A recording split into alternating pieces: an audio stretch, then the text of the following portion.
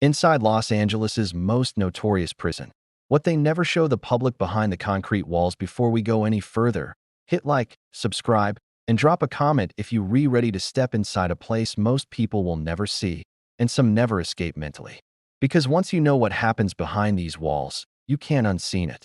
The sirens were already fading when the call came in. It was just after midnight in downtown Los Angeles, the city glowing in neon and brake lights, when a prison transport van rolled through the reinforced gates of one of LA's most notorious correctional facilities. The intake should have been routine. Paperwork, fingerprints, silence. Instead, within minutes, the night shifted. A senior officer noticed something was wrong before anyone said a word. One of the transport officers stepped out of the van pale, hands shaking slightly, eyes fixed on the concrete as if it might open beneath him. Inside the vehicle, the back compartment was eerily quiet. No shouting, no resistance, just stillness. By morning, internal affairs had locked down an entire wing. Officially, the public would hear nothing more than a vague statement about procedural irregularities. No names, no details, no follow-up. But inside the prison, word spread fast. Something had happened during that transfer. Something big enough that even veteran officers stopped talking mid-sentence when it came up. This was not just another jail. This was a fortress built on decades of overcrowding, corruption allegations, power struggles, and unspoken rules. A place where influence mattered more than rank, and silence was often safer than the truth. Detective Marcus Hale was called in before sunrise. Hale had spent 22 years working violent crime across Los Angeles County. He'd seen chaos in alleys, penthouses, and highways. But prisons unsettled him in a different way. Inside these walls, time moved differently. Power was invisible but absolute. And mistakes didn't just follow you, they lived with you. The file waiting on his desk was thin. Too thin. One incident report, 3 redacted names, a transport log with missing timestamps, and a note scribbled at the bottom that made his jaw tighten. Do not interview inmates without authorization. That alone told him this wasn't about paperwork errors. Hale requested surveillance footage from the Sally Port, the secured intake area where vehicles unload. What he received was incomplete. 4 minutes of footage were missing, not corrupted, deleted. Inside a building monitored by hundreds of cameras, someone had decided those 4 minutes should never exist. As Hale walked the facility with the warden later that day, the tension was palpable. Officers stood straighter than usual. Conversations died as he passed. Every locked door seemed heavier, every echo louder. The inmate at the center of it all hadn't been named publicly. But among staff, he was known by a reputation that preceded him. Transferred from another California facility after repeated management issues. Not officially violent, not officially dangerous, just influential. The kind of inmate who didn't need to raise his voice to get things done. According to the intake sheet, he was supposed to be processed and moved to a temporary holding unit. That never happened. Instead, the log showed he'd been rerouted to a restricted tier, usually reserved for inmates under investigation or protective custody. No authorization signature. No explanation. When Hale asked who made that call, the answer was always the same. I don't know. I was following orders. It came from above. Above where? No one could say. Then came the first real crack in the story. A junior corrections officer requested a private meeting. Off the record. No notes. No recording. He was barely 6 months on the job and already looked exhausted. He told Hale that during the transfer intake, one of the transport officers received a phone call. Not from dispatch. Not from a supervisor on site. From an outside number. After that call, procedures changed. Routes altered. Doors opened that weren't supposed to. And the cameras? Hale asked. The officer swallowed. They were turned off before the van arrived. That wasn't a malfunction. That was intent. Hale pushed for phone records, but legal affairs stalled.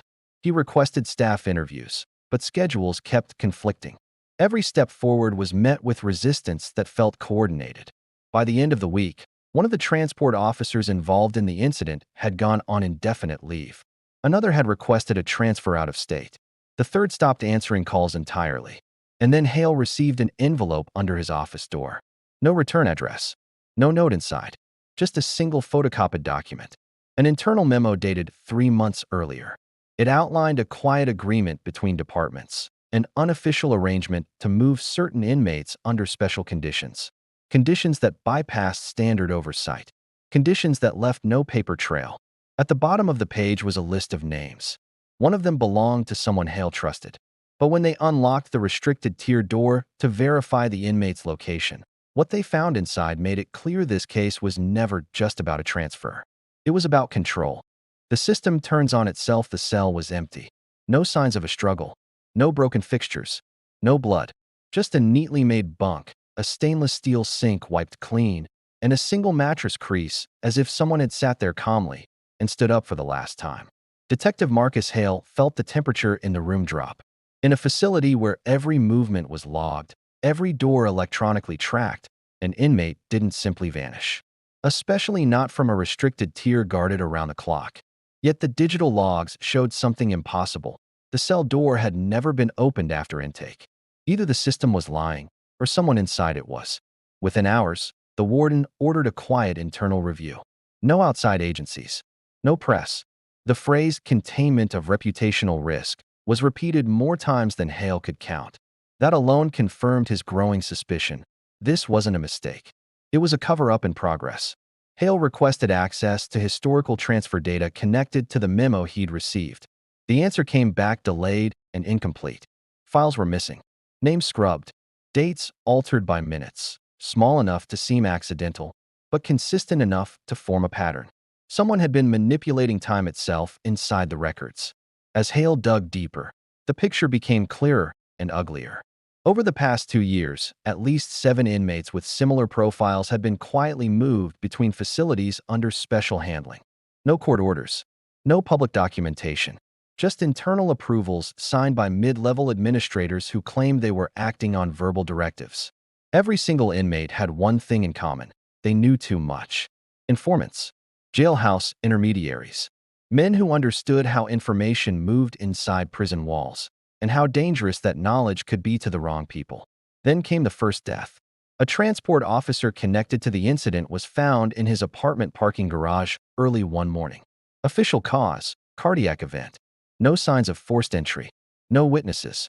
But Hale noticed something that bothered him deeply. The officer's phone was missing. By now, Hale knew he was being watched.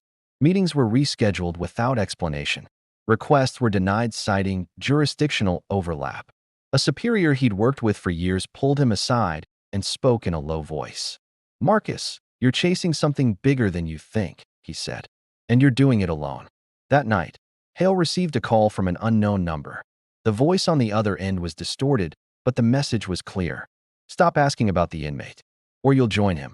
The line went dead. Instead of backing off, Hale pushed harder. He tracked down Elena Ruiz, a former civilian oversight analyst who had resigned abruptly 8 months earlier. She'd raised concerns about irregular prison transfers and was quietly sidelined before quitting altogether.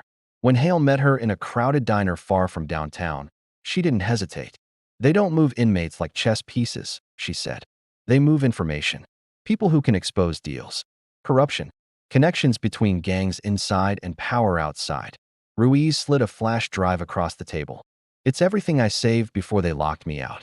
What Hale found on that drive changed the scope of the case entirely. Encrypted emails. Internal messages referencing assets instead of inmates. Financial records showing money flowing through shell consulting firms tied to former corrections officials. And a recurring phrase that appeared again and again. Final placement. It didn't mean transfer. It meant disappearance. The vanished inmate, the one at the center of Hale's investigation, had been scheduled for final placement within 48 hours of arrival. But something had gone wrong. The timeline had been rushed. The cameras turned off too early. Too many people had seen too much. Someone panicked. That explained the lockdown, the erased footage, the sudden transfers and leaves. They weren't hiding a crime. They were cleaning up a failure. Hale prepared an evidence packet to send to a federal contact he trusted, encrypting copies and storing backups in 3 separate locations. But before he could send it, his office was searched under the pretext of a security audit. Nothing was taken. Everything was photographed. That night, Hale noticed a car following him for 3 blocks before disappearing into traffic. His building's lobby camera was suddenly offline, and his keycard failed twice before finally unlocking his door. Inside, his apartment was untouched, except for one thing. The envelope he'd hidden inside a book was gone. In its place was a handwritten note, placed carefully on his desk. "You're asking the right questions." His phone buzzed immediately after. Unknown number. A single text message appeared. "He's not missing. He's leverage." And beneath it, an address Hale recognized instantly. A facility that didn't officially exist on any public record. Whatever this case was about, it had moved far beyond one prison, and the people pulling the strings were running out of patience. The truth they buried: the facility sat miles outside the city, hidden behind industrial fencing and unmarked roads that didn't appear on civilian maps. No signage, no official name, just concrete, razor wire, and silence. Detective Marcus Hale parked a mile away and walked the rest, the night air heavy with the smell of dust and oil. This wasn't a prison. It was a holding site, off the books, off the law, designed to make people disappear without ever being declared missing. Inside, the lights burned white and unforgiving. Hale moved fast, guided by the floor plans Elena Ruiz had decrypted hours earlier. Every step confirmed his worst fear. This place existed solely to control information. Inmates weren't serving sentences here. They were being managed. He found him in a small interview room. The inmate at the center of everything. The one who vanished from Los Angeles' most notorious prison, looked thinner, older, but very much alive. His wrists bore the faint marks of restraints long removed. His eyes lifted slowly, sharp despite exhaustion. "They finally sent someone who isn't lying," the man said quietly. Hale didn't waste time. "They're calling you leverage." The inmate gave a humorless smile. "That's generous. I'm insurance." He explained everything. Inside the LA prison system, information had become currency. Not just gang intelligence, but evidence of corrupt contracts, illicit favors, protected smuggling routes, and financial kickbacks tied to private vendors and senior officials.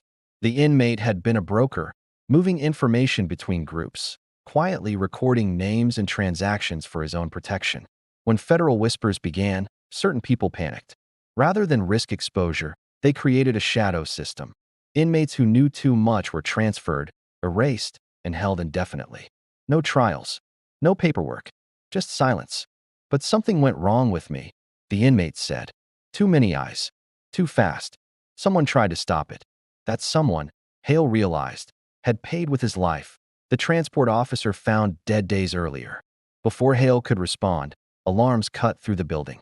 Red lights, locked doors, footsteps pounding down corridors. They knew he was there.